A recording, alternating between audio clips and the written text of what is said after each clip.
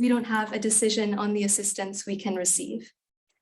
And then a woman in Logon Oriental, Chad, it's at their level only. Nobody knows how it's going. And lastly, a woman in Camp Shabelle, Somalia. I don't know of ways that I can have a say in aid. We take what they give us. The process is not done with us.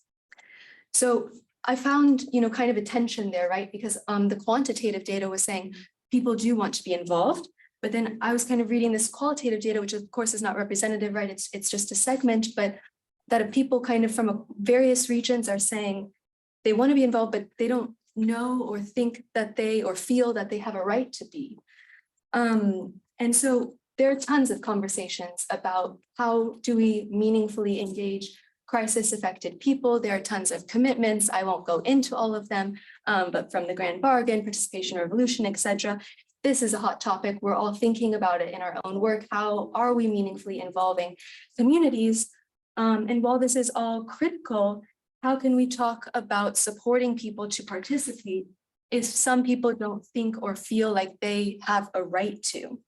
So that's the problem that I want to unpack today, and hopefully why you all are here. And so now I would love to introduce our wonderful panelists. First, I want to turn over to Pinar Ukur, Senior Humanitarian and Development Advisor with Upinion.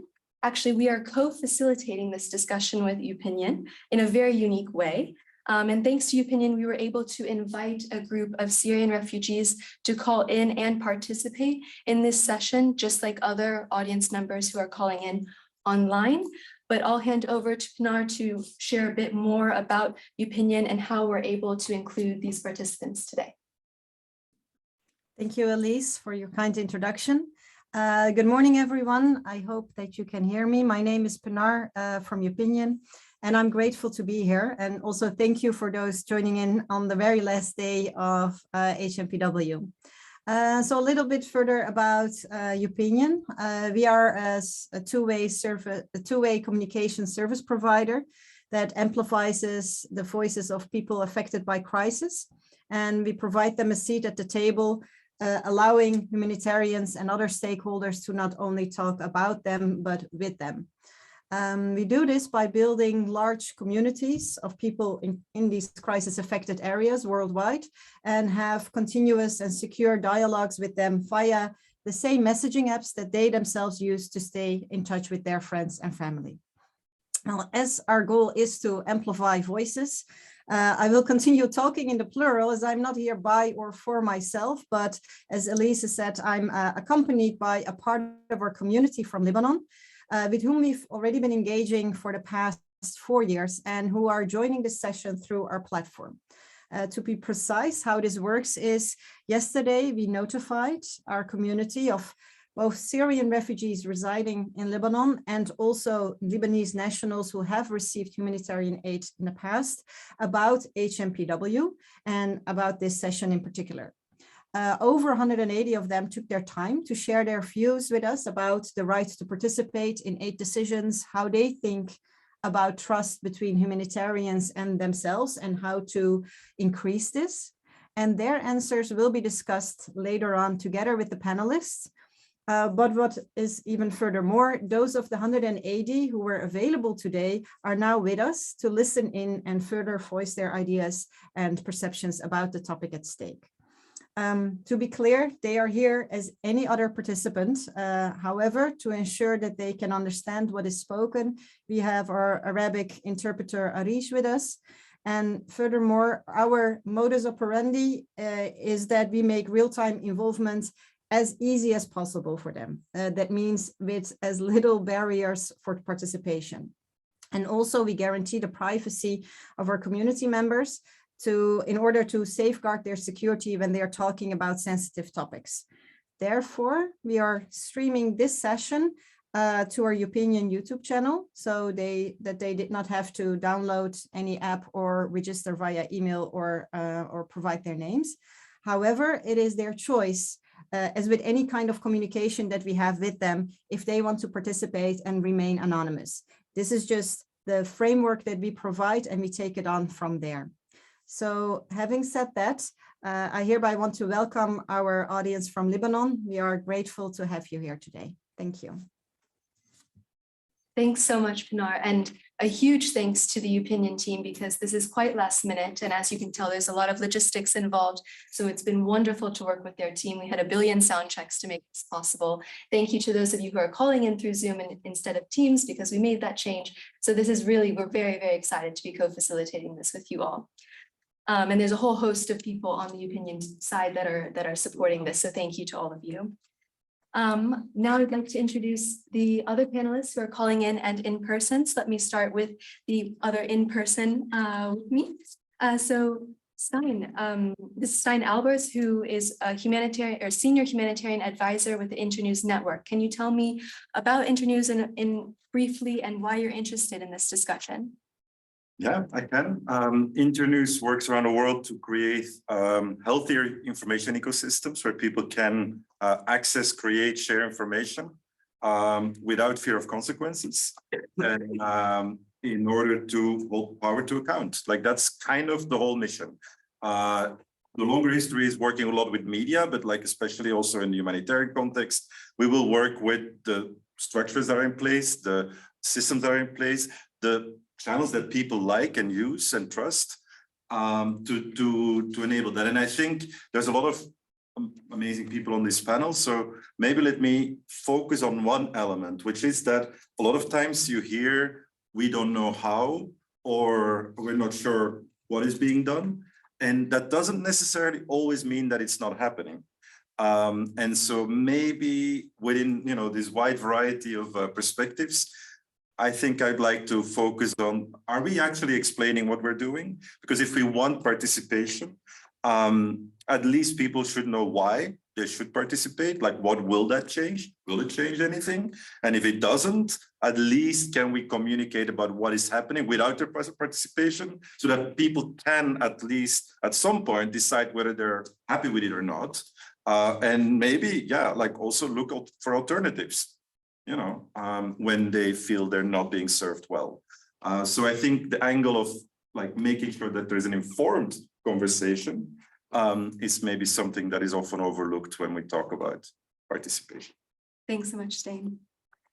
And now I'd like to introduce Manu Samuel Seth, who is the meal manager for Jireh Doo Foundation in Nigeria. Over to you, Seth.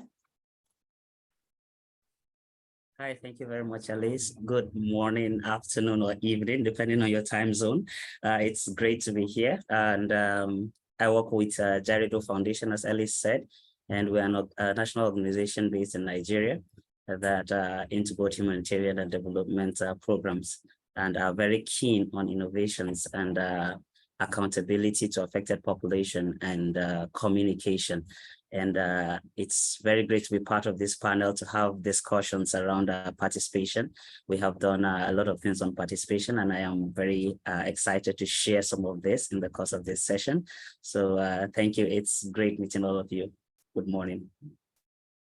Thanks so much, Seth. And I'd like to turn over to Claire Kiley, Managing Director of On Our Radar. Thanks, Elise. Good morning, everybody. It's great to be here. As Elise said, my name is Claire Kiley. I'm Managing Director of an organisation called On Our Radar.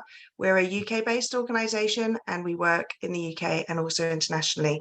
I guess we define ourselves as a communications and storytelling organisation, and we work with communities and train people with basic journalism skills to support them to tell their stories effectively and to share their experiences in a way that sort of elevates some of the barriers and the boundaries that we'll be talking through today. So we use mobile technologies similar to Opinion. It's about two-way communication. I guess the slight difference in our approach is that we also have a productions team that work very closely with communities on collaborative storytelling and co-producing films, content, audio, whatever the right format may be, to sort of take those stories and share them with the broadest possible audience to influence change and make sure those voices are being heard beyond, you know, the usual circles of power and influence. So I'll stop there. It's great to be here today. Thanks. Wonderful. Thanks so much, Claire. And lastly, over to you, Rosie Jackson. She is the Director for Policy and Innovation at the CDAC Secretariat. Hi, everyone. Thanks, Elise, and great to meet all the panel and see so many people on the call today. CDAC Network is a network of more than 35 members of UN, NGOs, Red Cross, Red Crescent, media development organizations, and other specialist communication organizations. And we work together to look for collective solutions, tool development, approaches, and community of practices at a country level to really focus on communication, community engagement and accountability. I think specifically our interest in the call today, we focused in on the rights-based approach to information this year. So really looking to unpack this in a year of sort of big moments for rights. It's the 75th anniversary of the Universal Declaration of Rights. And the World Press Freedom Day is next week. And so we're really looking forward to unpacking some of these issues today. So thanks for that. Thank you so much, Rosie. We're going to get started in just a minute. I'll explain the format, but Hannah, could you put everyone on the screen so that we can see them a little bit bigger? We're going to just start by having a few questions. We'll bring in the feedback that Opinion has collected throughout.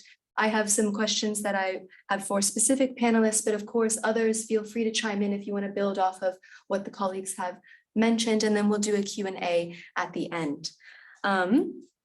So to start, I think would be interesting to start and talk about the barriers. So why do people feel like they do not have a right to participate? And this was kind of touched on in some of the introductions, but is it just a communication problem? Are we just not telling people what we're doing? Are we just not telling people that they have a right? And so I want to start with Rosie. Rosie, on average, do you think humanitarians are communicating about people's right to participate?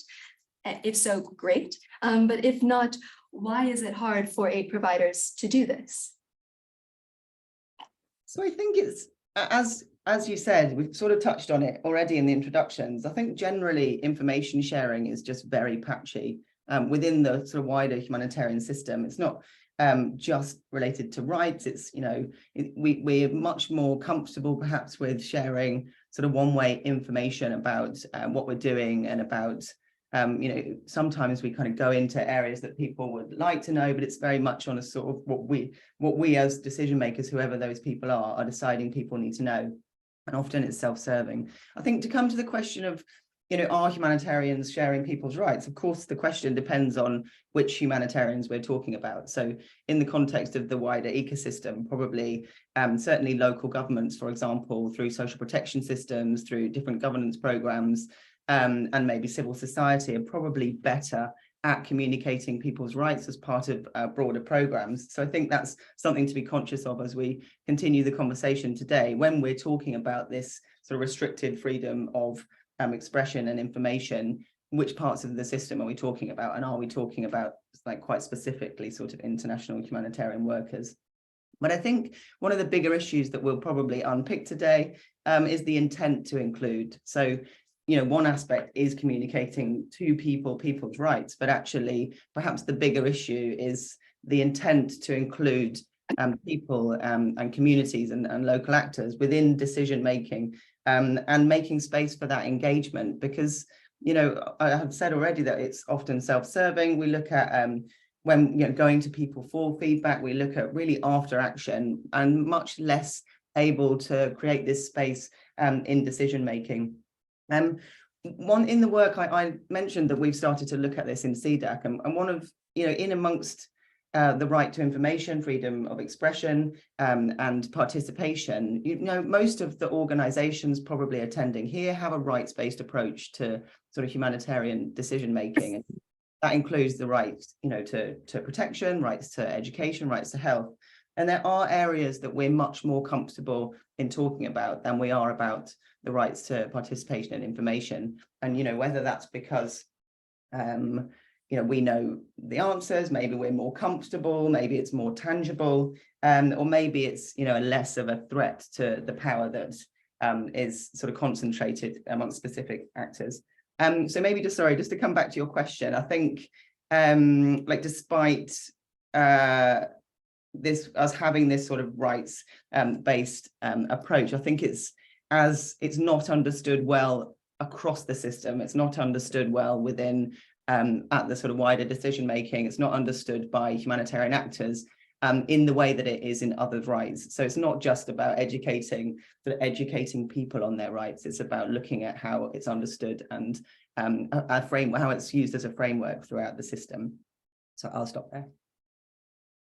Thanks, Rosie. I like how you kind of flipped my question, right? Are we first just educating ourselves about, how this is very, very important thing to be communicating to crisis affected communities, but then it also sounds like it might be a little bit patchy that, civil society might be, very good at this and maybe other organizations less so, or doing so in a way that is self-serving. I can imagine that some people on this call might be saying, well, I definitely communicate about how people can get involved. We had this whole communication campaign. We are doing this. So if we're communicating, let's say we are, about the different ways that people can participate, and maybe we've kind of set up these communication protocols or participation protocols, but that might not take into account other aspects like cultural norms, societal norms. So Stijn, in your opinion, how should aid providers maybe better consider these cultural norms, people's ways of life, and societal structures when maybe setting up these procedures that enable communities to participate? Yeah, I think to begin with, and we know that we're part of a structure that, the power imbalance is completely embedded in it. It's like post-colonial, a lot of decisions are made somewhere else and all of that. And I think let's just accept that that's the reality. It's true. And that's not going to change today or tomorrow. I think there's something that can be done already where we go into a context and we first really understand where are people participating, where are people actually discussing these things, like make an effort to go there, use that, the platforms, the channels, the networks, the environments in which they are discussing these things, online and offline, and take that more serious. I think we come from a humanitarian culture that maybe over the, in the history is more about like banging things out there, and then the communication information around, but is also, as Rosie already said, what are we delivering, but not necessarily on the how, and all of that. So there is something there that there is conversations happening. They are always happening, and let's pay more attention to it, and let's be less concerned. And I think I would like to make 2 points there. One, a lot of the communication information then has a big sense of representative data, and that comes from the fact that we are not them, right? So we want to be really sure that we're not making any mistakes in being very sort of, collecting data that is representative, and everything that is not done according to those norms, we're a little bit wary about using it. So we hear something, but is it representative, et cetera, et cetera. But a lot of the how, a lot of the cultural dynamics, it is not necessarily about having exactly a 50% representation here or having exactly the right data sample there. It is really about paying attention to what people are talking about and using it in an appropriate way. And so I think go where people are, listen to what they have to say, and use it indeed with, a sort of professional ethos of, is this actually important to include or not? But use it, right? Use it in your analysis, use it to understand the context that you're working in. And sometimes one comment of one woman in one qualitative, a data collection method can actually make you realize that there's a gap, that there's something that is not exactly going as it should be. And I think the second thing that I wanted to say about that is we talk about a power imbalance, and I think implicitly we kind of think about our own systems, the big humanitarian structure, Geneva, New York, elsewhere, the powers that be. But there's power imbalance within a community, right? And I also think we shouldn't do the opposite, where we almost have like a sort of romantic 19th century image of local communities that are, pure and untouched and perfect, and we are the evildoers. Like there is a role to be played about monitoring whether it is inclusive, whether there is actually minorities that are not served through existing power structures. So I do think there's a role to be played, but amend, adjust, work on that inclusiveness, work on that, like the efforts to make sure that people are heard in those little pockets that maybe are not part of the local power imbalances, power structures. I think there's work that we can do there. Absolutely. And so what I heard you say a few times is that there might be this power imbalance that's between us humanitarians and communities, but also within communities that we really need to take into consideration when we're thinking about participation. On that note, we had asked a question about this power imbalance and specifically hierarchies to the participants that are calling in through Opinion. Pinar or Noor, do you want to share a little bit what you guys found and that just came in this morning or yesterday? Yeah.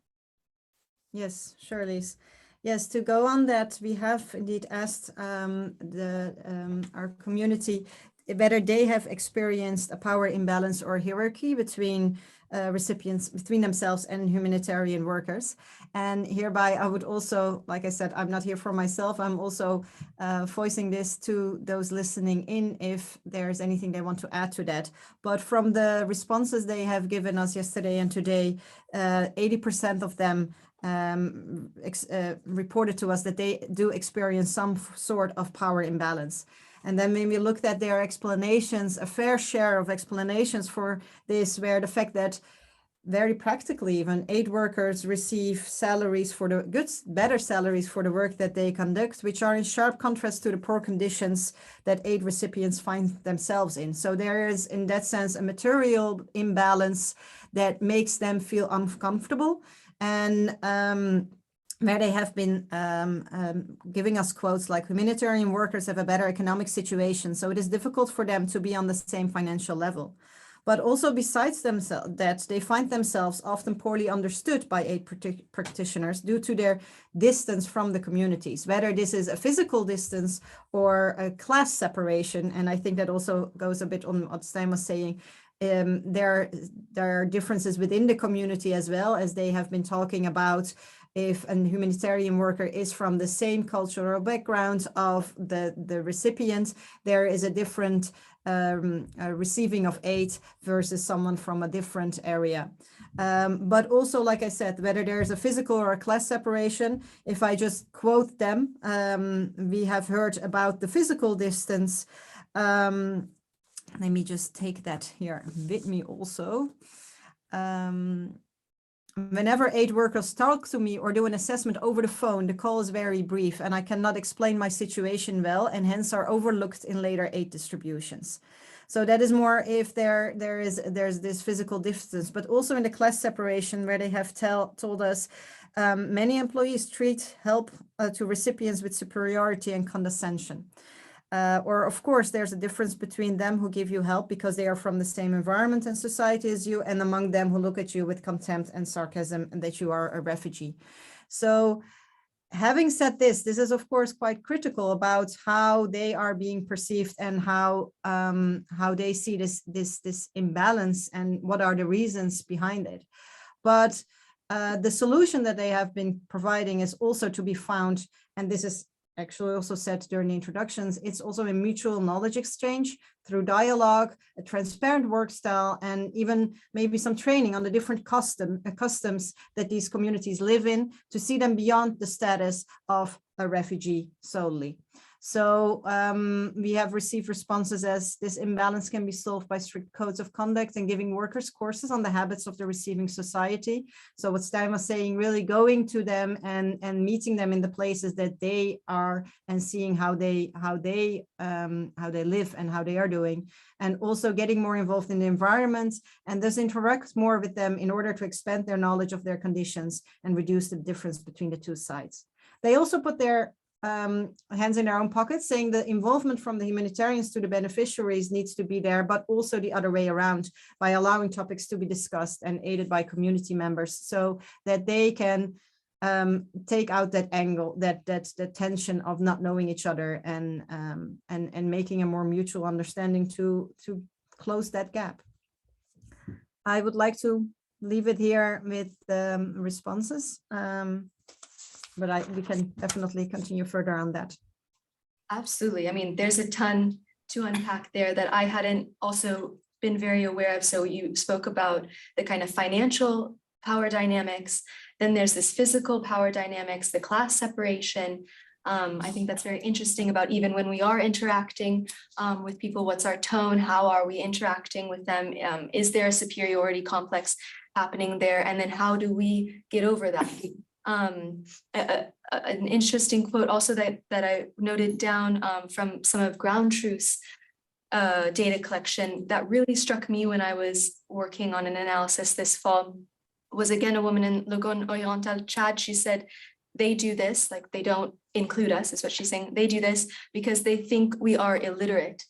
And for me, that, I mean, really showed that, I mean, humanitarians, maybe in this context, you have to be able to participate, you have to be literate. That's the way that, you know, you're able to engage. So again, a different type of separation that this woman, I guess, was noticing and feeling like, you know, her own values and experiences weren't valued. Sorry, that's what I mean to say. She, like, her skills and experiences and knowledge were not valued by the community because they weren't creating that type of space. And that's kind of what I've also heard from the input coming in from Opinion.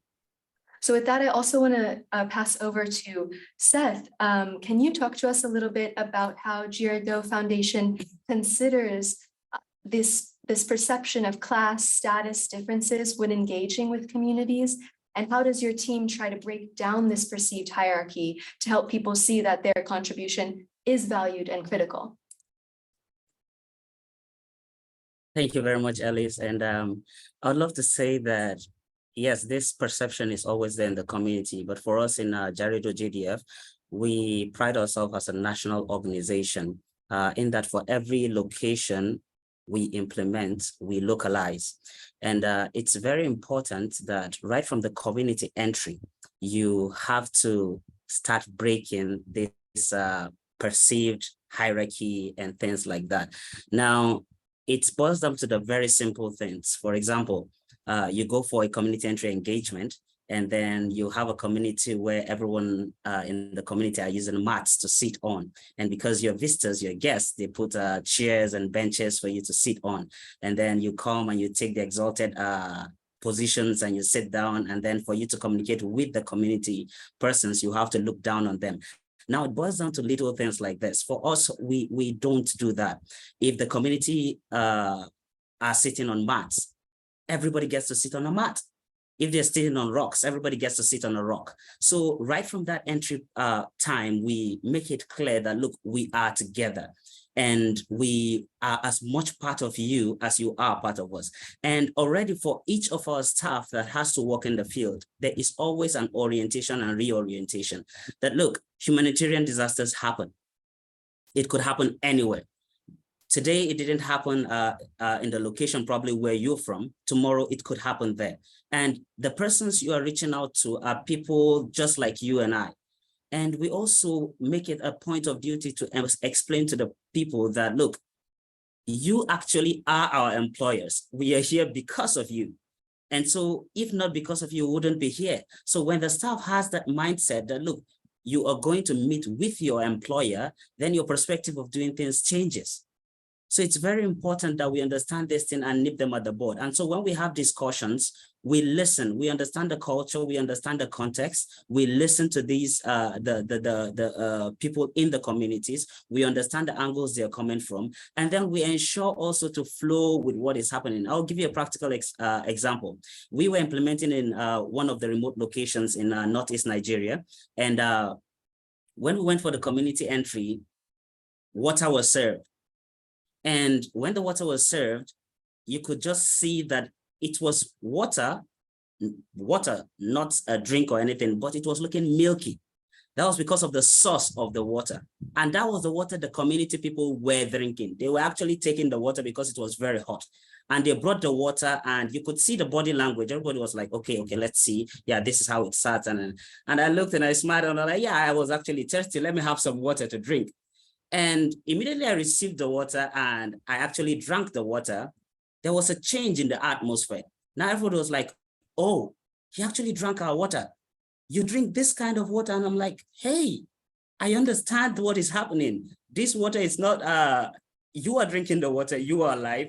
We are together, we are working together, we're working to see things get better, and we are in on this. But imagine yourself sitting there with a bottle of water, and then you're telling them, look, hey, I can't drink your water, it's contaminated, it's not good, I am too much, I have to take this bottle of water. And after each statement, you sip your bottle of water and you drop it. Already there is a barrier that you're already putting in place. You're saying, look, I am different. We are not on the same level. So these little things really, really matter. And these are the things that humanitarian actors tend to overlook. Very, very simple things. You go to the community and then you dress so flashy, you put on your neck chains and you wear sunshades and the likes. Now, there are communities that are acceptable with those things, but there are communities, once you go there, they look at you as strange. They look at you as at another level. So you need to understand the context. And when you're flowing, you flow with the people. Once you break this barrier from the beginning, then it makes things easier. And for me, I would like to round up this particular point by saying that if you're unable to fit into the context of the community you're implementing in, then the problem is not with the community, it is with you. You are the illiterate because you're unable to re-educate yourself to fit into the context where you're implementing. Thank you, Alice. Thanks so much, Seth. What a powerful quote to end on, statement to end on. That was really, really inspiring.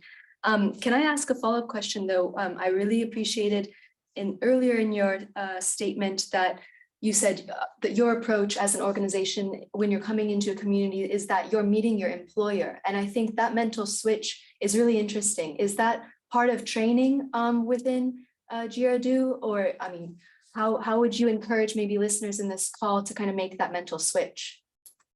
So it is actually part of the training that Jireh Doo Foundation members go through. Like our national coordinator, Josephine Haber, will always say, look, I am not your employer. The people you're going to serve in the community are your employers. And if for any reason they are dissatisfied with what you are doing, then you leave. And so once you're going to the field, you always have that ringing at the back of your mind. And she said, look, you might do some things in the office, probably some work-related issues that you don't meet up, and the office might decide to give you a query. And she says, if you are in the community and you misbehave to the people you're serving, forget it, you're not receiving a query. Your job will be terminated while you're still on the field. You're not coming back to the office. So you better behave. And so that you go out with that mindset and you know that, look, it's serious business. And so it's something that is, it cuts across all the staff members of the organization. You always, once you come in, you know that, look, beneficiaries and those you serve are your employers. And so everybody has to go with that mindset and you always move with it. And I think it's very important that other organizations could borrow a leaf there and actually make people understand, because the truth is that we are there because of the population that has been affected. Thank you. Thank you, Seth. And another point that you mentioned was this sense of togetherness, physical togetherness also, that whether it's, sitting on the rocks with the community or drinking the water to show that physical connectedness, togetherness, to then break that perceived hierarchy. And I think what that does also is start to build trust. And that's what I want to move to with Claire. So Claire, I know that On Our Radar has their own tools to understand key barriers to inclusive communications and participation. Can you talk a little bit about how your tool helps your team understand issues or lack of trust? Yeah, absolutely. And yeah, just say it really aligns so well with what the other panelists have been sharing so far. So Radar has worked in many communities over the last decade, and our what we call our 5 C's sort of diagnostic tool is really a tool for conversation. It's a tool for working through what the most common barriers are to community engagement and inclusive communications in a whole range of settings. So it's a tool that we've developed through our practice. It's a tool that we've co-designed with the communities that we've worked with and learned from. It's always about learning, and very much as Seth says, it's about You know, when we arrive in a community, when we're connected to a community, really going in with as few assumptions as possible, because the community are experts in their own experiences and their own needs. And, you know, they know far better than we do, you know, what the barriers are and what's standing in their way to engaging and speaking about those experiences and feeling safe to do that. So the 5 C's broadly, I can run through it. The first one is around conviction, which is really around trust, and trust is absolutely essential, and something that it does, you know, take time to understand and rebuild, understand what's happened to affect people's lack of trust or lead to their lack of trust, and also understand how we can, you know, carefully play a role in rebuilding that trust together. And co-design is a really key tool in that process. So and taking time to be with communities, to be at the same level as communities, and to really respect and go at the pace that they want to and need to go at as a group.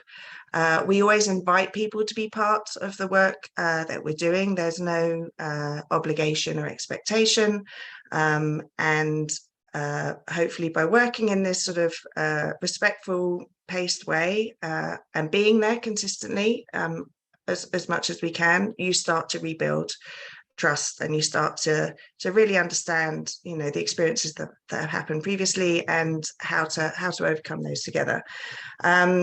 There's two others which are around confidence and capacity, which sort of intersect in many ways, and we overcome those through sort of training and support and mentoring, and again, you know, working alongside people while they find their feet, while they start to rebuild that trust and conviction, and finding ways to support them through that journey and process.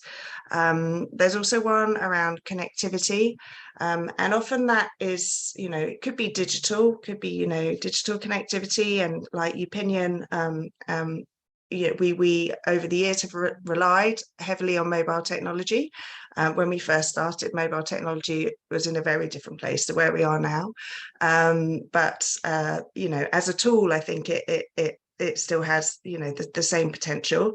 And you know, again, it's about working with the tools and platforms that people already have access to and use in their daily lives. It's not about bringing in something additional. It's about working with what people have and feel comfortable and confident using. And then there's also a whole range of other access issues that we work through. Could be around gender norms, could be around, you know, different disabilities, could be around literacy levels. And it's, again, really working with a group to try and understand, you know, which of those things may be present, and how we can find creative ways to work around those and make sure that those most marginalized voices are included and heard as part of the process. And then the final one is around craft. So I alluded to that earlier when I introduced myself. So a key part of the work that we do is around, you know, working with communities to gather and collate these really rich, nuanced insights into their daily lives and experiences, but then working with communities to identify the key audiences for those, which in a humanitarian context is fairly clearly defined, but in some of the other work that we do, less so. And then helping them to sort of realize their vision for how they want their stories and experiences to be shared and represented. And it's about working with people to tell their own stories and their own voices in their own time. And as Pinar said, it's about, you know, telling stories with people, not about people. So we really see ourselves as a facilitator and an enabler of that process. And the 5C framework is that entry point. We use it a lot with partner organizations as well. It's a really useful tool to work through an organization's current practice and understanding of a context. It's good in an after action setting as well, just to think through how we could have done things better or differently, what worked well, what didn't work well.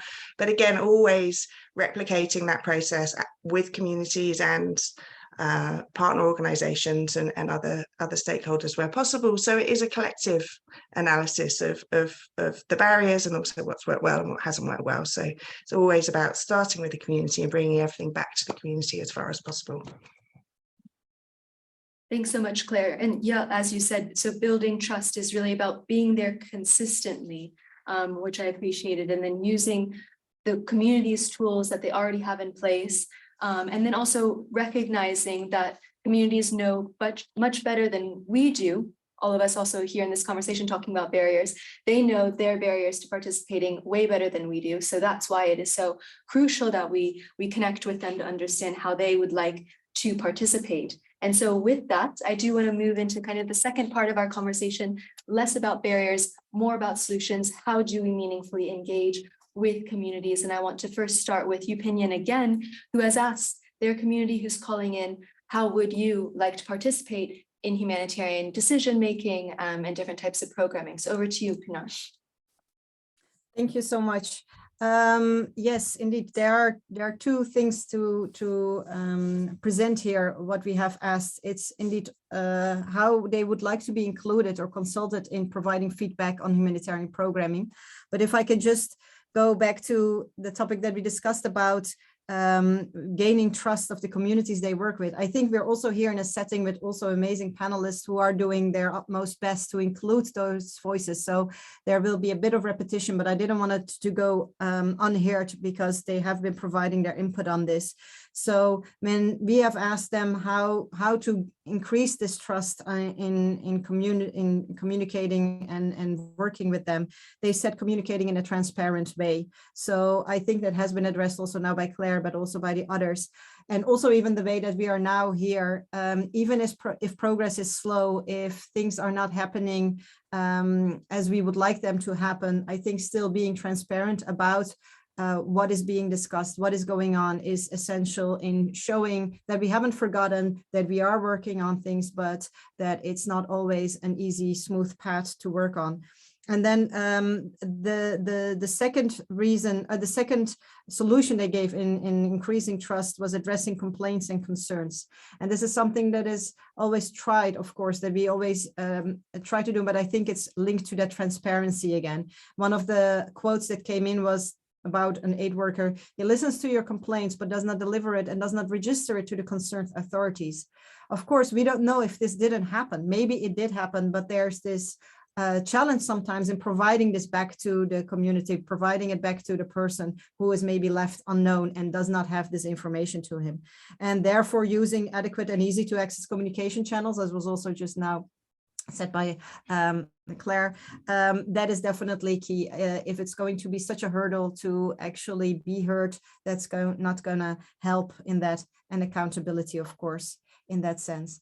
Then continuing on the how then would they like to be consulted? If we are talking about using adequate and easy to access communication channels, how would they like to be consulted in providing feedback or on humanitarian programming?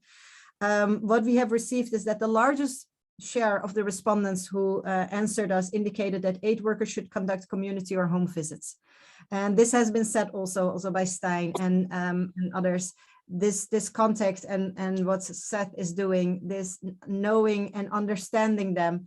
And I think doing a home visit, reaching out, will also draw a very honest picture of the situation and shows what is really urgent for them in their situation. So there is no lie in that. If you want to have honest feedback, being in the situation, putting yourself out there and seeing what's going on is, I think, highly appreciated to show this is what is needed from us. And this is the feedback that we are therefore giving.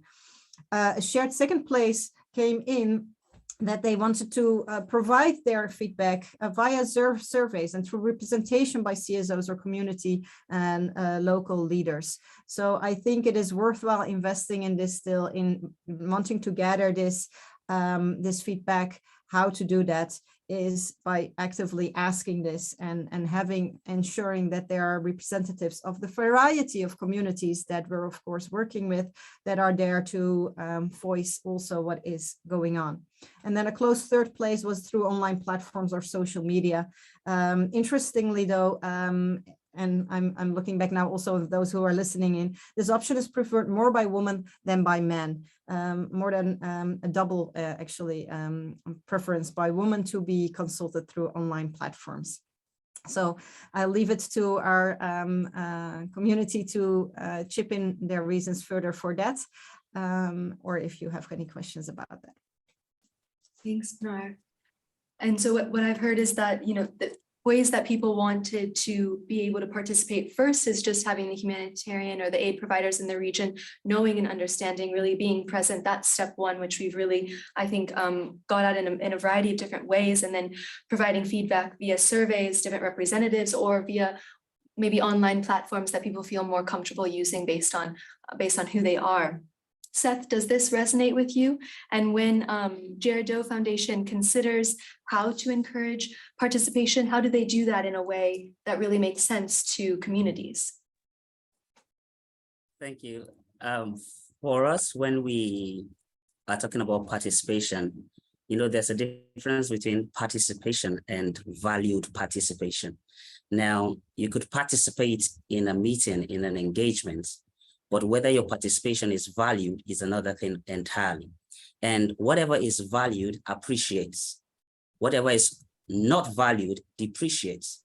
So that means that when you try to bring about participation and the opinions of persons that you are brought in is valued, then you encourage participation. But when you just say, hey, come, oh, this is one big family, we're together, this is what's happening, this is what's happening, and then you don't really value the opinions of people, then at the end of the day, you just had a conference and you just mounted the pulpit like a pastor would do, and you gave a message and nobody gets to question anything you do. Now, that is not participation. Now, for us, right from, I would always start from the community entry because that's where it starts. Now, when you go in for community entry, the membership of community engagements already starts to reflect the level of participation that we want. So when we're having community entries, we tell the community, hey, okay, yes, we know we have community leaders, we have religious leaders, we have persons with disability, we have youth representatives, we have pregnant and nursing mothers, we have people from different facets of the community coming to be part of this meeting. So there's good representation to cut across the whole of the community and no one is left out, because the perspective of a father is different from the perspective of a son who is a teenager. It's also different from the perspective of a pregnant and nursing mother. And so when you get this participation, everybody coming in, and then everybody's opinion is being valued, then it's also, it encourages further participation. Another thing is also in the needs assessment that needs to go on before interventions, especially in humanitarian field. We're in a very fast-paced work, and it's like, hey, everything needs to happen immediately. But if you take out time to conduct these needs assessments and you sit with the community people to really understand what the needs they say they have are, forget about your expert opinion. Yes, do your assessments and then get what you think the needs are, but also have this conversation so that you know what the community people feel their needs are. And then when you integrate this, you have discussions. And then when these programs are being rolled out and the community sees that, look, we spoke about this and it is being brought in, then they know that their opinion is valued. And then it's further on goes to say that, look, we are free to talk more about these things and we'll be listened to. And then when you have feedback meetings, it's important for you to have feedback meetings with the community. In the course of implementation, sometimes you're in a rush and you just start implementing programs and take a pause in between the programs, call stakeholders together and say, look, we have been implementing this program. What do you think about it? And to be honest, sometimes they give you perspectives that will blow your mind because like one of our panelists says, these community members are experts in their own fields. And so when they bring out these perspectives, you listen to it. And if it is something that you can work with, you can bring about innovations that will cause change in the program. You bring these things in and you implement them. And I assure you that once the community people see, once the affected populations see that their inputs are being valued, you don't need to go out crying for participation. They will bring in participation. They will call you to roundtables. They will sit down and have discussions with you. So these things are very, very important. But if we don't do these things, or we take inputs and then we gather them and we'll put them in a big database and say, yeah, we had feedback meetings and we got feedback, and then we dump them in a big database, and then it's just there and forgotten about. Then tomorrow they'll say, oh, well, the last time we told you this, you never responded, so we didn't feel it's important to participate in this. So it's very, very important that these feedbacks are are used, these feedbacks are applied into our programs, because it helps to encourage further participation from the communities in which we are implementing. Value the participation, value the opinions that they bring in. Not everything that comes in might be possible to use. I would love to chip in also that it's very important for donors to understand that sometimes the changes that community, the affected population wants, based on your project design, it will not allow you to make those changes. So donors also should be a bit flexible. There should be funds that are not restricted. There should be funds that will be or clauses that will allow you to have a little change in your programming, such that you are able to implement what the community desires. Like I say, at the end of the day, if we are implementing things and the community feels, well, we don't need this, but since it's aid, then let's go ahead and take it. We are not actually helping. We are rather causing more harm than good in the communities. Thank you. Thanks, Seth. And I'm going to go a little bit rogue. And so anybody on the panel, if you're willing to answer this, because we talk about this a lot within GTS, that it's super important to have various representatives from different members of the community in these community discussions, so that it's not just one individual. And you mentioned that at the beginning, Seth. And that obviously your main point was about acting on feedback, showing that we can, that we're not just listening, but that we're actually doing something about it. So for anyone in the room, what if you have tons of different representatives that have different opinions about how things should move forward, and they're contradictory? Or maybe, somebody obviously comes with their own agenda because that's their priority, or maybe their personal bias versus another person. I'm sure humanitarians are dealing with these kind of contradicting feedback from various groups all the time. And also it's probably not realistic for them to be able to act on everybody's opinion. So for anybody, what should we do in that situation? You want to take it? Yeah, I think we sometimes are too scared for this, but we have a framework which is like needs-based, most at risk. There's ways that we can make decisions that take into account all the feedback and then prioritize. But we never explain how we do that. We never explain the how. That's it. We explain what we have done yesterday, maybe we explain where the distribution is tomorrow, but we never really explain why somebody gets something and somebody else gets less, or maybe has to wait a bit longer, or so a lot. And that has come up a number of times, and I start with it it is really about transparency and communicating the how and the why better, and then be less scared about engaging with communities and listening to their feedback. And sometimes to say, well, you think this is really important, but the roof of your house is damaged, but some people have lost their house. There is ways that we then weigh this feedback and make the tough decisions at times. But we've seen that in, after an earthquake, trucks passing through a village on their way to a much more affected area. But of course, if you're in that village and you see the trucks passing, that's an exact example of Nepal. They started throwing rocks at those trucks because they were like, we also have damage, but they don't know how bad it is, 50 kilometers down the road. So it is about completely explaining, communicating, being more transparent, and defending sometimes difficult decisions. Mm-hmm. Mm-hmm. Anyone else? Yeah, no. Yes, just maybe as an example, and now I'm talking from the opinion way of working, not talking from the communities who are listening in. But what they can validate this. What we also always do with every conversation or every communication point that we have is bring back those contrasting, complex feedback that comes in, even if it is contradictory. So the moment we receive any insights, it comes in our backend, and we get that in visuals, in graphs, in charts, in tables, and we provide that back to the community. So they are aware what kind of data they are giving us. So we share back saying, hey, with you, 75% of your community or of your peers from this geographical area thinks the same about topic X. But they also see that 25% is not agreeing on that, or they think that this should be prioritized over that. So we give literally that information back to them so they see they are contrasting views. And also that same data, when we put that into a white paper, a policy brief, whatever is being used, we give that back to them as well, saying with the data, with the insights that you've shared with us, this is where we have plugged this is where we have discussed this is what has come out of it as a product. And they might see, some of them might see that what they thought was important has not been used as a recommendation, has not been used as an advocacy, because maybe the voices of many have then been compiled and used that as a priority. But they will see how that is being done, and we give that back. And we hope in that will still increase their knowledge about it and see that there are contrasting opinions, because that is only logical that happens. And like what was saying, everyone comes from a different point of perspective in what is needed. And I think it's only fair to show that, to increase the understanding amongst each other for the beneficiaries themselves. Thanks, If that helps. Yeah, Rosie, I saw you had a hand up. Yeah, sorry, I'm just still trying to work out how to put my hand down.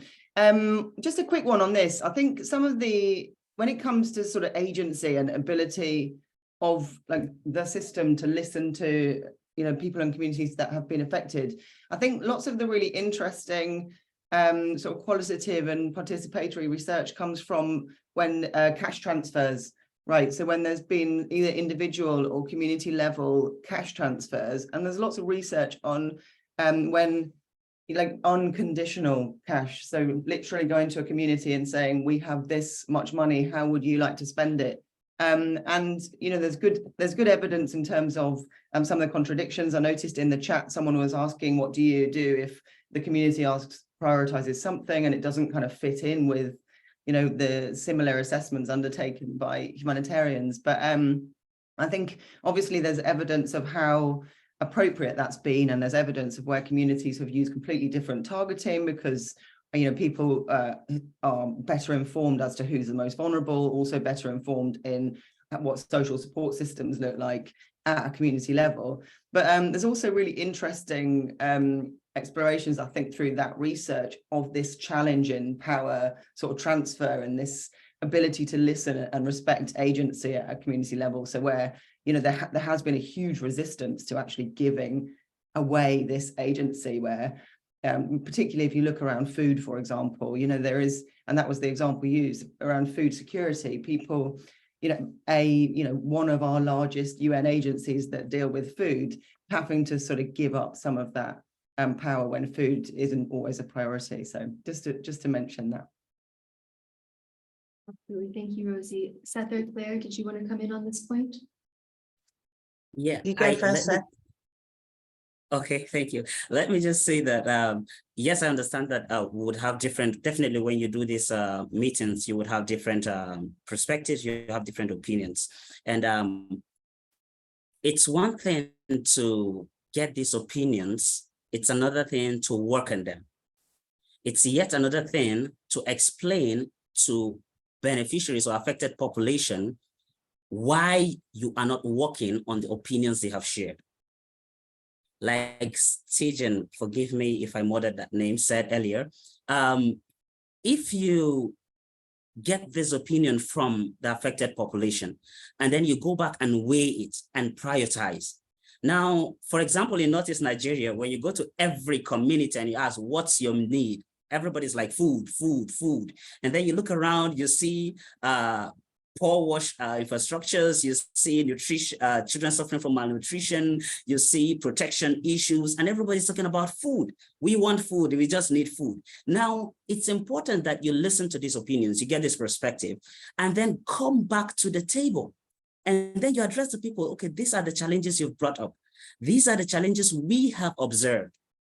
Now, this is what our donor is giving us funds to implement. This is what we are able to accommodate because of the resources that we have. We are all humans. Humans have the ability to understand. The challenge we have is most times we don't go back to have these discussions. We take decisions and we implement them. So when you go back to the community and you say, look, these are the opinions you brought up. This is how we have weighed it. This is what we are able to implement because of this reason and that reason and that reason. I assure you, when you start your program, they will be your ambassadors. When somebody is complaining, hey, we say, no, they explained it. This is the reason why they are doing this. And it makes work more easier. There's sustainability, there's acceptance of your project, and there's ownership. So it's the communication. We need to give feedback. We shouldn't be scared of getting these feedbacks. It's not necessary that once you hear them, you must implement them. We know there are challenges around those things, but have this communication. That is just what I want to add in. Thank you. Thank you, Seth. And on this point, we'll end with Claire. Go ahead. Great, thanks. And just to say, I absolutely agree. And yeah, one of the things that Radar has learned over the years is around the need to share that complexity. I think quite often we go in and we will, have these collaborative conversations and make space to hear people's, opinions and experiences, and then we'll take those away and we'll sit in a room and we'll make decisions without sharing that complexity back. So exactly as Pinar and Seth were saying, it's not only our responsibility to work through these really complex issues. There are decisions that need to be made within a context and a framework that communities do and can understand if we share and communicate it effectively with them. And a lot of it comes back to trust again, doesn't it? I think, trusting in communities to know their own needs. It may not be the thing that is most apparent to us from our sort of outsider perspective, but if a community is saying that the most important thing to them is food, then surely we should be, working with that community to work on that issue first, because that is how you build trust. That is how you say, we are listening. We do appreciate and value your opinions and experiences, and we take them seriously. So yeah, just to reiterate that, I think, we don't need to treat communities as if they're children and we're the adults. Actually, we're all adults in this room, and we all have something to contribute to the conversation and what happens next. So yeah, just to bear that in mind, I think when we're working. Absolutely. And I think what each of you said was this importance of explaining the constraints, because there will be constraints, and that's key.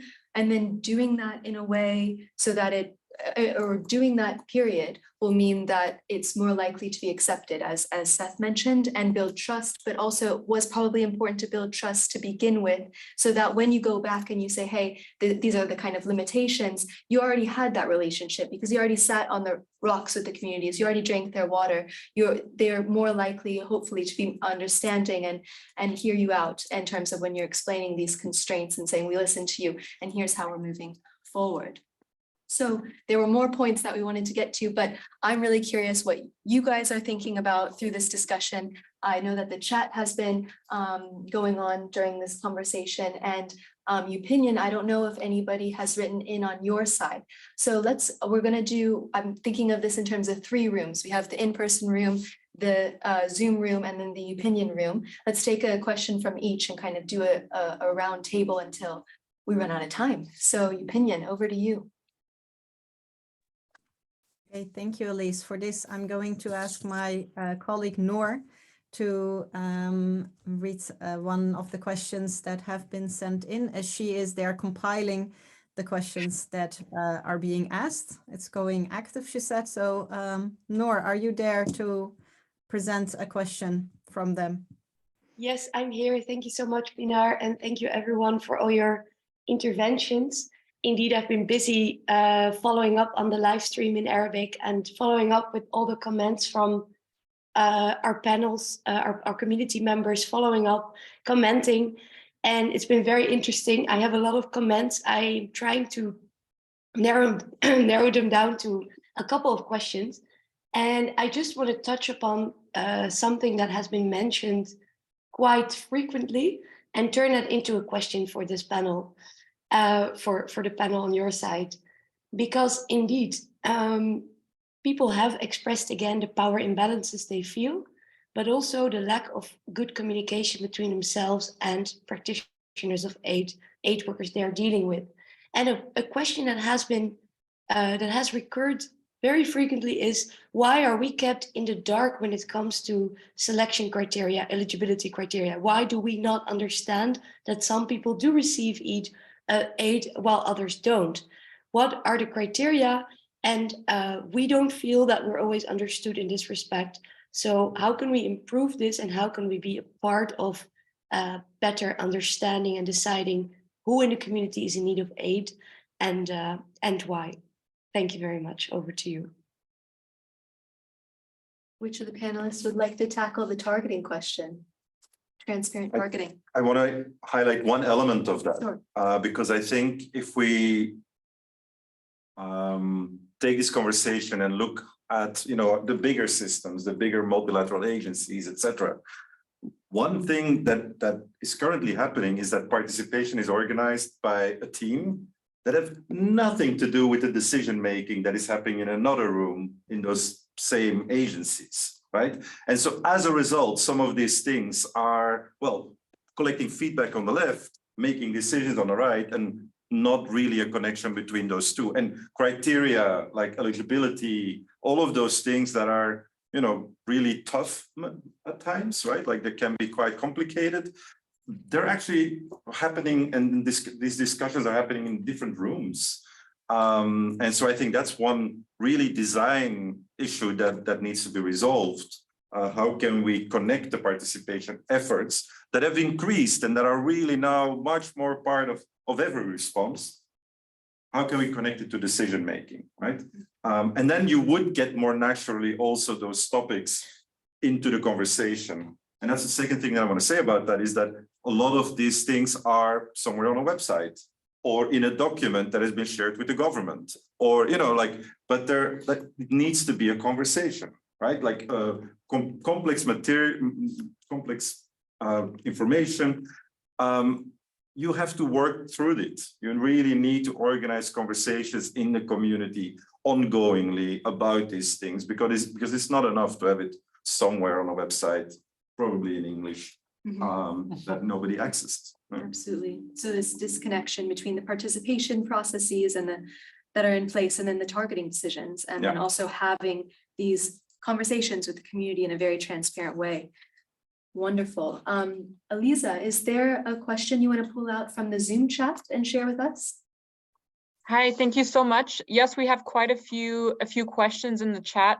There's one that is addressed to all the panelists, so I think I will start with that one.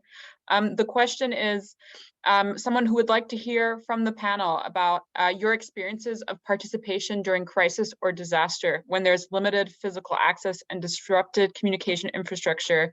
What are the participation levels that we should aspire to? Anyone online want to take that? Thanks. Okay, please You go go ahead. first, Seth. No, go Seth. Go ahead, Fina, please. So just to understand this correctly, the question is whether how to deal with limited physical activity and broken infrastructure in cases of crisis where it's difficult to communicate. How to deal with that? Is that? Yes, exactly. And what your experiences are with that? Yeah.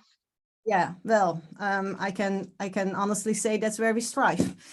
This sounds maybe a bit weird, but being a digital platform doesn't mean that internet is not affected. Definitely not. There are also areas where there is simply even no electricity, but we have noticed that especially during COVID, it became even more important to still remain connected, even with a digital connection. So for us, this is the way where we make the connections in areas where, due to logistics, order security, or health restrictions, disable humanitarians to move physically. This is where we chip in and try to make that connection still possible by sending out push notifications. So even the person on the other side, they don't have to have a stable internet connection, a 2 GB network works, or even SMS.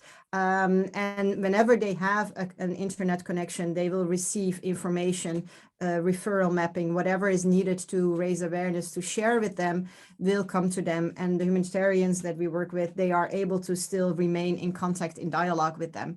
So basically, this is where we come and try to be. Also, when an organization works in maybe 2, 3, 4 states of the country, but they want to have a national coverage, instead of flying there, going there, we can try to set up the digital connection first and gather some input. And that makes it also easier for the humanitarians to decide on where to go. So basically, this is how we operate most of the time.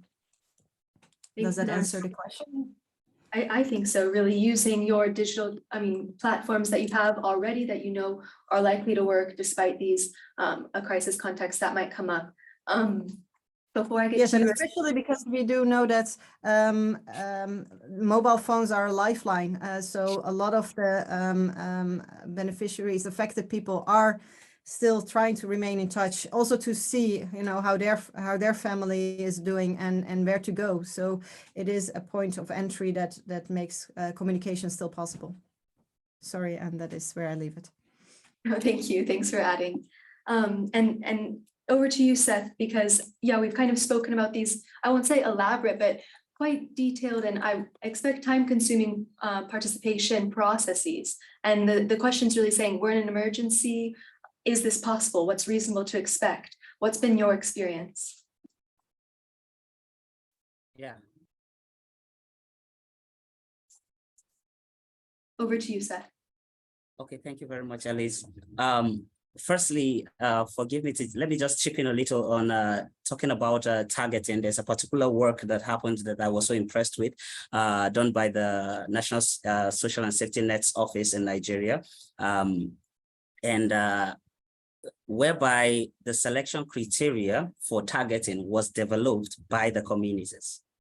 So you go to the field and then you discuss with the affected population, say, okay, based on your own criteria, who will you classify as poor? Who will you classify as vulnerable? Who will you classify? In each community, there was this conversations, and the people chose for themselves their selection criteria. And so that is what the government now used to do the targeting. So it now comes.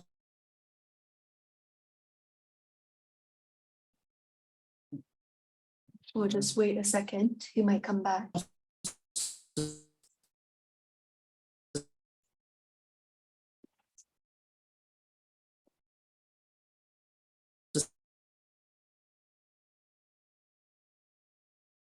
Hey, Seth, you're coming in and out on our side. I think if maybe Okay, we'll we are looking for people within this part. Everybody was part of the process. They all. Maybe let's mute Seth for a moment. If you could chat to him, that we are, not hearing him well. And we'll pass over to Rosie, because I know you had a hand up that you wanted to come in on this point.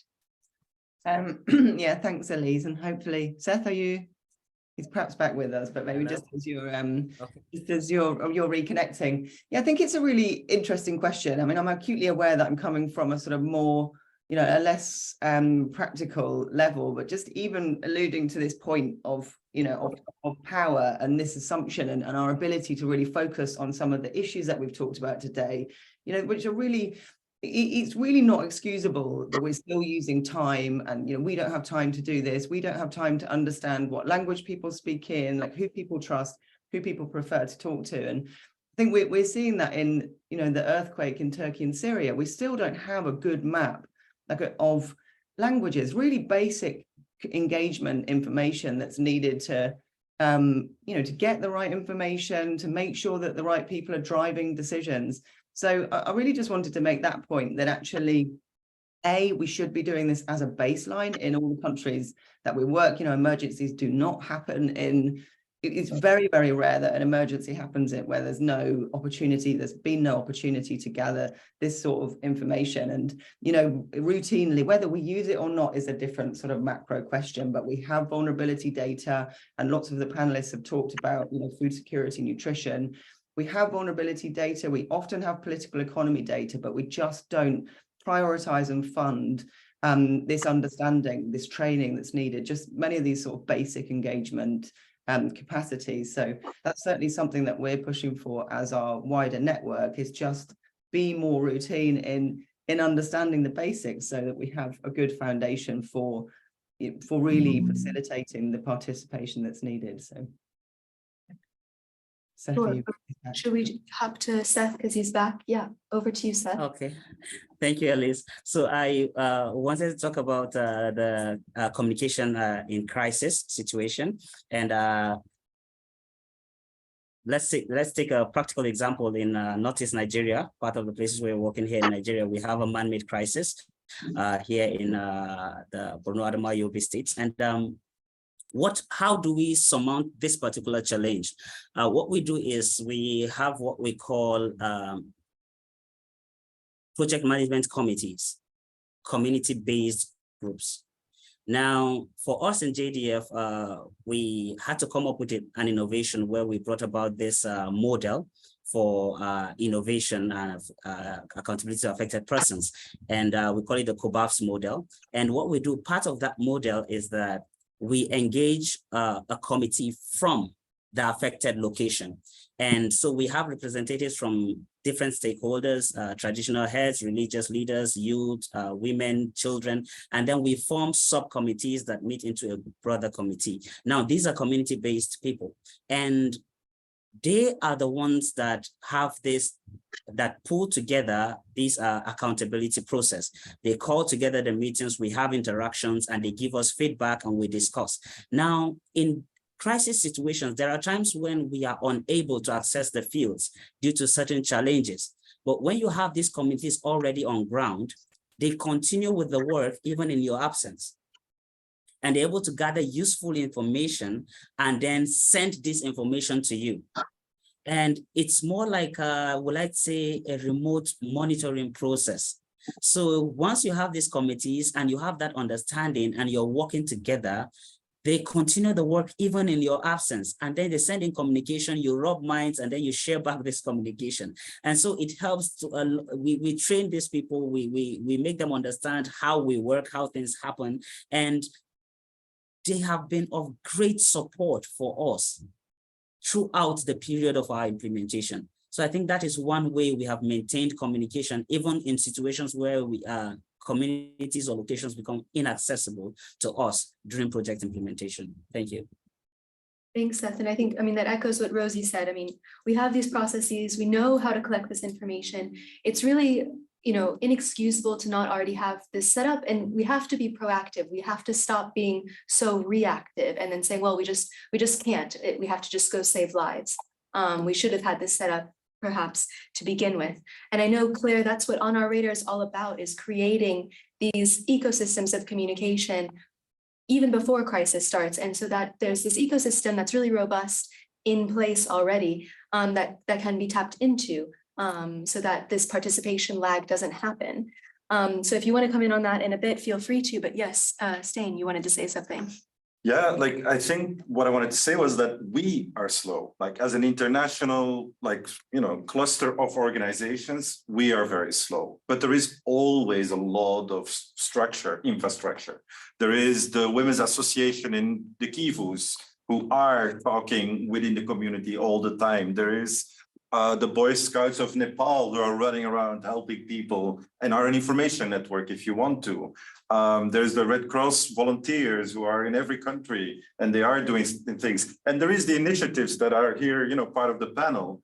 I think the problem is that the system and big agencies who want to be more predictable, reliable, representative in their data and all of that, they have a hard time letting go of, the control over those systems for good reasons, again, like reliability and all of that, for maybe good intentions, feeling responsible, for, donor reporting. And if it's through your own systems, it's easier to count and you can, explain your impact. But for a whole range of reasons, they're actually, and this is maybe painful to say, but they're not actually going to pay attention to what a small NGO is doing somewhere as part of the response, because it's not through their systems. And I think another big important question about power imbalance is about control, and is about positioning us as bigger international agencies as in support of initiatives, and accepting that that also means that,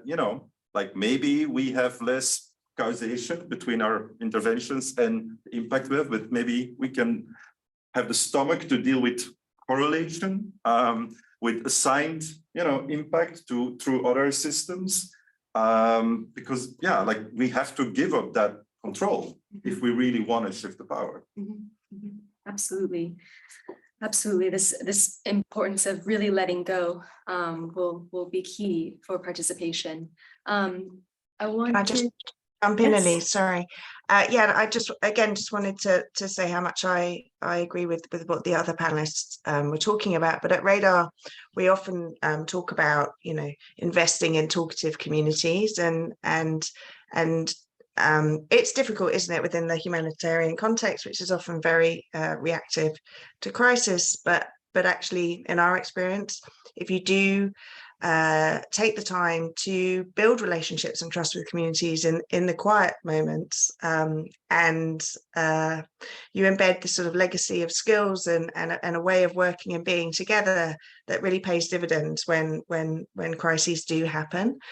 So a bit like Rosie was saying, you know, you know which countries you're working in, you have some sort of presence all year round, but it's around how we value communities' experiences and input sort of 365 days of the year, as opposed to in the exact moment that we really need to know something from them, which often ends up being very extractive and quite sort of frenzied.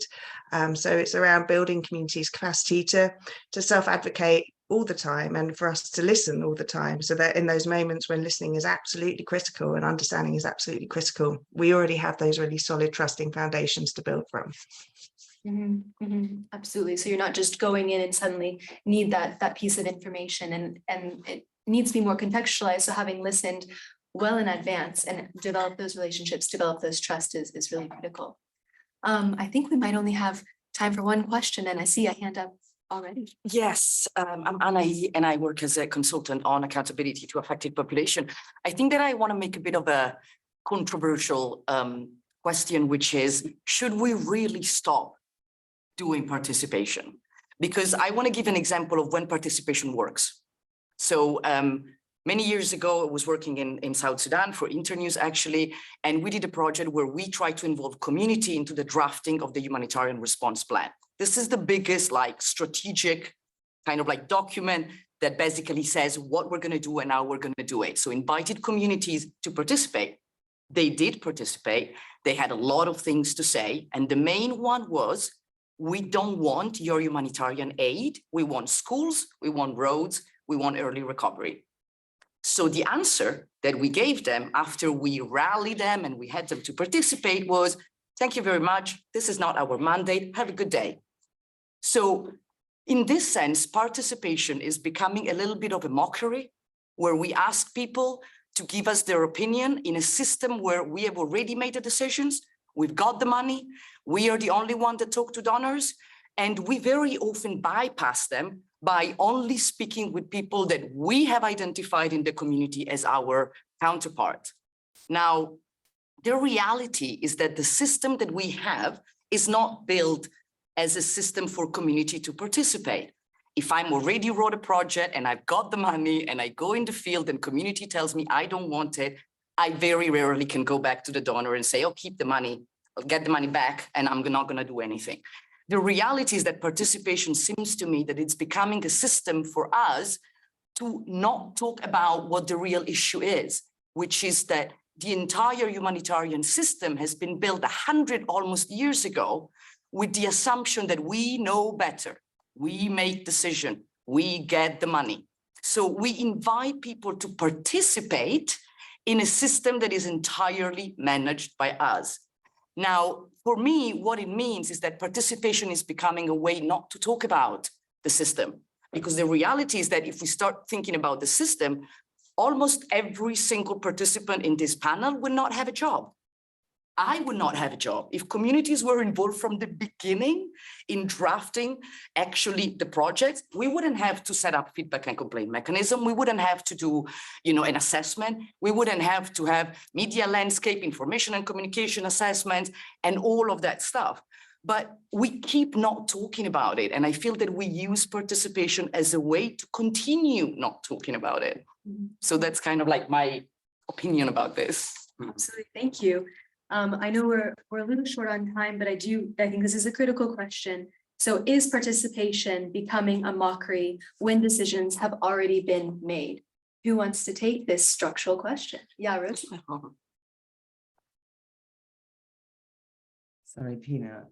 I'm sure everyone does. Well, I just wanted to, Anahi, a woman after my own heart. I mean, obviously, I know that it's a sort of statement meant to cause a response. I think what I just wanted to come in on this, I'm going to let Pinar have a bit more time. I just wanted to say that we need to really look at the incentives, because, you know, I do agree with Anahi. I think if we continue to look at this from the top down, if we continue to say, like, what can we change within, what can we sort of tweak around the edges, then, you know, this is not going to be resolved. There is a real blockage of incentives to actually solve this issue, right? There is, you know, and there's lots of very practical things that we should be doing first. We should be increasing our analyses. We should be reviewing some of our tools. We should be making much more valuable and meaningful partnerships with agencies that are working more closely on the issue. But there is a big thing that we need to address, and that is incentives within the system. If you allow me just to talk about the grand bargain and the ISC task force and some of these big sort of macro commitment and decision fora, you know, these are saying that they are looking at this issue, but it's really not being unpacked with a lot of momentum. You know, we have the participation revolution. It's a really vibrant, dynamic group, but it doesn't include any other part of the system, really. You don't have people from working in food or working in other areas. So that's all I wanted to say, is that is just an incentives issue. Sorry, Pinar. Thanks, Rosie. Yeah, Pinar and Noor, did you pose this question by chance to the audience calling in on YouTube? Did they have responses? I want to give that floor to Noor, indeed. I didn't post the question as such, but I do think that the comments from the people that have been following are speaking for themselves, to be honest. So I thought this was just a good moment indeed to just summarize some of the comments that have repeatedly been voiced by the refugees from Lebanon that have been following the live stream and all your interventions. By the way, thank you all for the chance to participate in something like this and to really have their voice heard in an event like this. They would be very happy to do so more often. What I'm going to say actually goes back to a comment that was just made about we asked the community what they want, then they say something else than what the organization intended to do. So there is this disconnect. What are we going to do? And this is also that our panel has now, our community has voiced, like, do the aid practitioners, the aid workers, the organizations that work with us truly at a holistic level understand the pain and the losses we've gone through as refugees from Syria that have lost everything. It's not just material pain, it's mental pain. It's really a holistic picture. And a place like Lebanon needs realistic solutions. Right now, hate speech, violent campaigns against refugees are on the rise. So indeed, they're not dealing, they're not accepting a single simple answer anymore from the practitioners, the aid workers they work with. So actually I just want to finish with a quote from someone who said, organizations in Lebanon have become obsessed with fear of aiding the Syrians openly because of the political tensions in the country, where just aiding the Syrian refugee population has become something that is tense because there needs to always be an equal amount to Lebanese host communities, which in itself is a good thing. But now people actually fear just helping the Syrians. So this was something I found very powerful. And I think that the question I want to end with here on behalf of the panel is really, are the people that work with us aware enough of the pain we're going through? And this would really help us and help in the understanding if we feel that at least we have the same starting point, and that together we can look at holistic and realistic solutions and not be put away by sorry, we don't have budget for this, but we can give you this type of aid because that's no longer a solution. Over to you.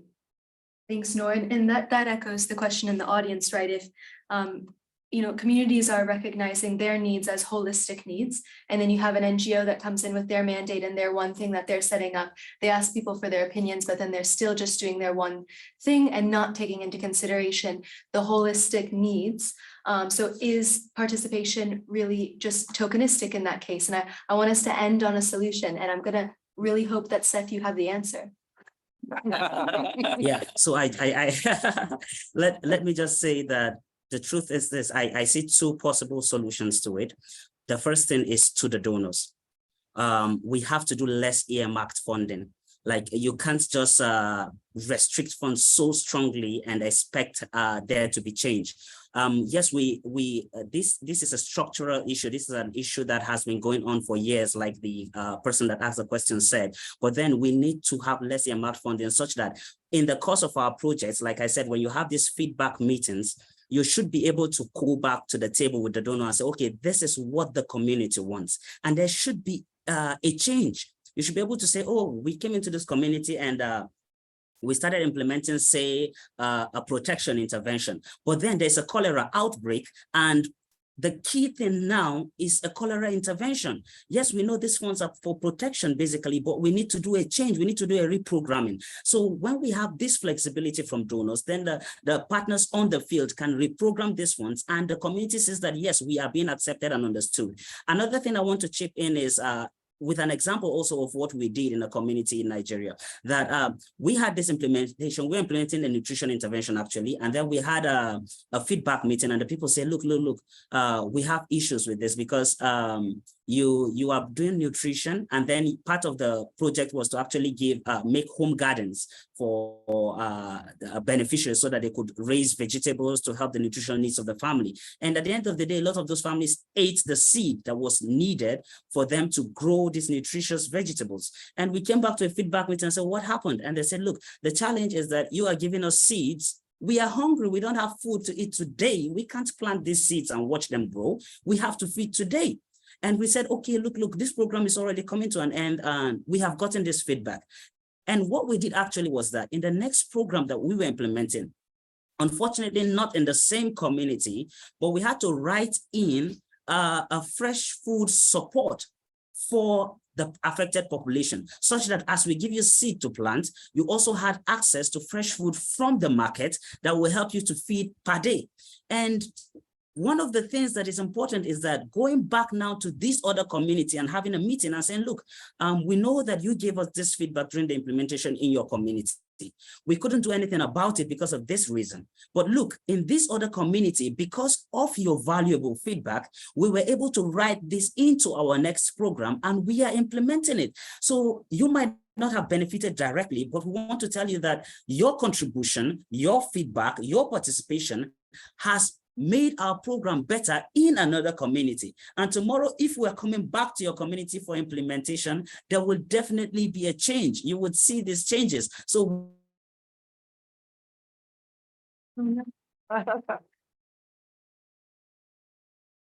Seth, you're cutting, and because we're short on time, I'm going to summarize his great 2 points, which were to be able to adjust to feedback that we're receiving right now. We need unearmarked funds from donors, but then even when we're not able to adjust immediately, projects need to be taking into consideration the feedback that they received. And if they can't change should tomorrow, have these conversations with people and coming. and if they're not able to change tomorrow, that feedback really needs to feed into the project design for the next upcoming projects, and not just put the dot there, file that paperwork and that feedback away. Is it feeding into these next project design? So we are over time. I just want to close quickly and also give Upinion a chance to close as well. But I think what we've seen together is that complexity, the complexity of ensuring meaningful participation. This is not easy. And as Rosie emphasized at the beginning, it needs to be a priority for humanitarians. It needs to be a priority at the top for us to even start thinking about how we're doing this. And as Stain emphasized, a lot of the things that we need to take into consideration relate to the context, relate to the systems in place, community norms and practices. But as Seth and as Claire demonstrated, this is feasible. There really are no excuses for not developing trust, for not investing in breaking down these power dynamics and working with the community in a way that they not only feel listened to, but they see that their community's participation is leading to something. So I want to end there on my concluding notes. I hope I summarized people's brilliant interventions, and over to you, Pinar, for closing statements from your opinion. There's not much that I can add to the list, only here. Yes, I totally agree with this. And looking at the time also, I don't think I should be adding much more. I just wanted to check in just once with Noor if there's anything that a concluding remark from our community is there about this. Otherwise, I think it's humble to leave it to them. Noor. Very short, because indeed I agree. I think everything has been said, but maybe just the word humanity was also mentioned a lot in the chat under the live stream. And I think it summarizes like really a dialogue together in which the humanity is there was something that our community members really want to emphasize. But thanks all for the great interventions. And I do want to end with saying that indeed there's no more excuse to do these things, not more often. And our community is ready for that. Thank you. Thank you, Noor. Thank you to all of our panelists. Thank you for making the time. Thank you to everyone online, my great tech team online and in person. And thank you to all of you who took time on your Friday morning to be here. Really appreciate it.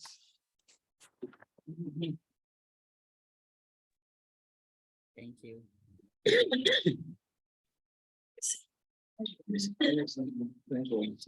Yeah, I think there will be.